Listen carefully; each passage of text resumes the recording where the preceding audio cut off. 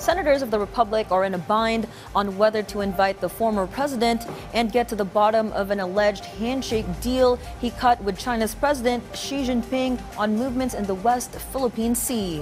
Among the issues the senators maul include whether to hold the inquiry in executive session or otherwise, given the country's national security at risk.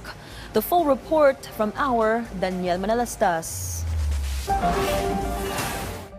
Will the Senate invite former President Rodrigo Duterte into the much-awaited Senate hearing regarding the so-called gentleman's agreement with China? The resolution has been referred to the Committee on Foreign Relations. If Senator Amy Marcos will be asked, hindi ko po alam, naglilista pa kami kung sino yung relevant people.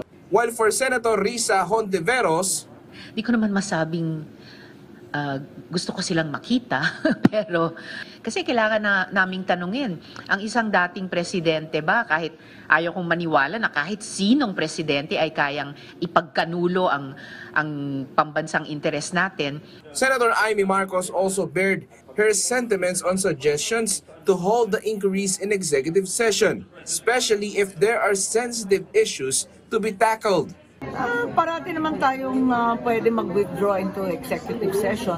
Pero ang preference ko, wag na mag-executive session para mabulat-lat na lahat. Kung talagang may sekreto, in-executive session, mananatiling lihim, anong silbi nun? And as Senate President Juan Miguel Zubiri reminded his colleagues to not politicize the Senate investigations, Wala naman akong pagnanais mag-persecute miski kanino. Kaibigan naman natin lahat yung na-involved.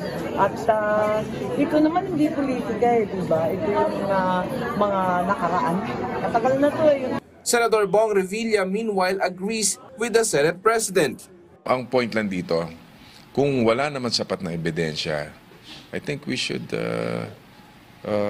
kumbaga, isara na natin yung hearing, no? At talagang basta importante magkaisa tayo, magtulungan tayo, iahon natin ang ating bansa sa kahirapan. Daniel Manalastas from the National TV Network for a new and better Philippines.